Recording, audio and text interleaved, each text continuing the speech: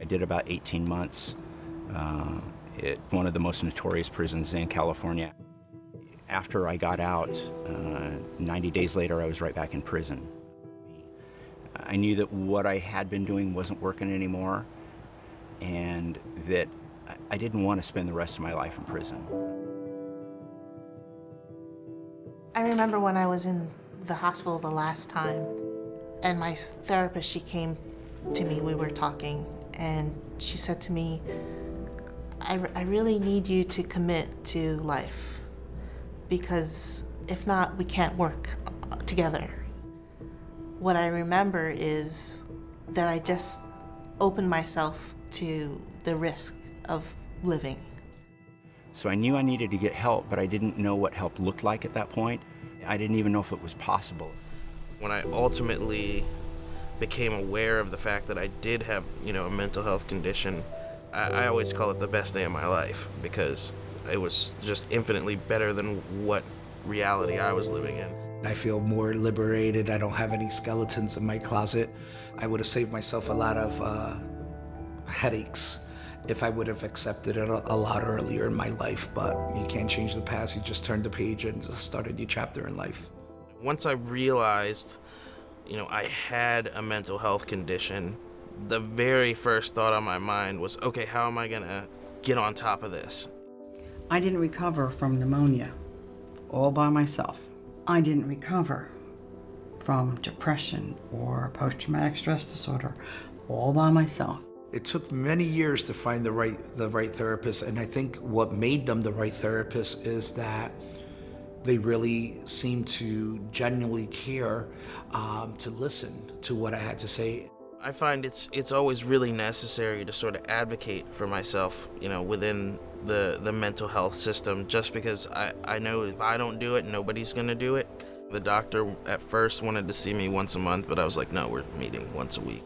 We did it daily in the beginning, then every other day for many, many weeks, and then maybe 3 times a week, then twice a week, once a week, that sort of thing. Family therapy was a little challenging. My dad didn't really want to go, but in the end, it really brought us all closer together. My family, they've been a tremendous help, in my recovery. I think the number one thing they did for me that I can't thank them enough for was they never gave up. I started on medication when I was in 9th grade, and my dad was very against it. My mom is a little more open, and she wanted me to get on medication. She knew that there was something that just chemically wasn't right with me. I still feel my depression every single day, but the medication I take just gives me the ability to do the things that I need to do. I think it's important to kind of be in tune and communicate with your doctor with the different side effects. The most pronounced side effect for me was this overwhelming sleepiness that I would get. The side effects that really bothered me the most was not being able to think, just confusion. The only one that I have right now is the weight gain. Here's the compromise. I think I'm still cute. So. Yes, you are.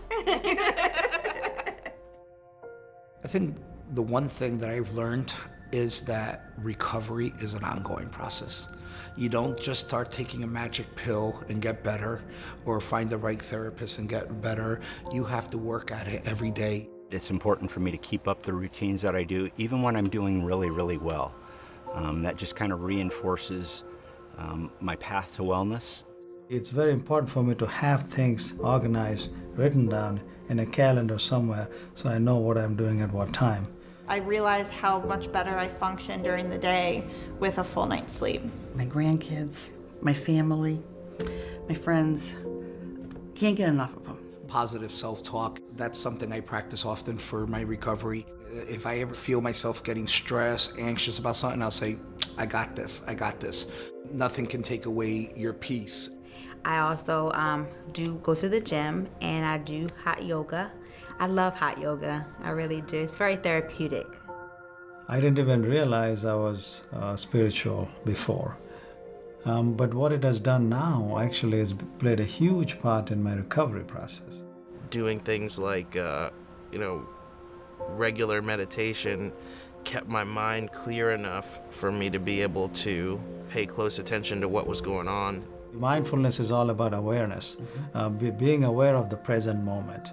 And that has helped me in not only accepting but also leading a meaningful life. Some of the compromises I've had to make as with my recovery is that I've had to cut back on my alcohol use. I'm not afraid to tell friends when I go out anymore, hey, you're not drinking knobs, I'm on medication. Yeah. I don't have to tell them what meds. It's no sweat off my back not to have a drink. It's actually save money that way. Yeah, that's true. When I was incarcerated, they served bologna sandwiches like almost every single day.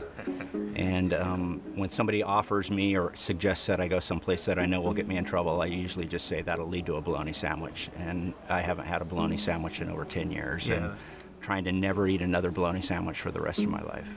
Those are the worst. Yeah.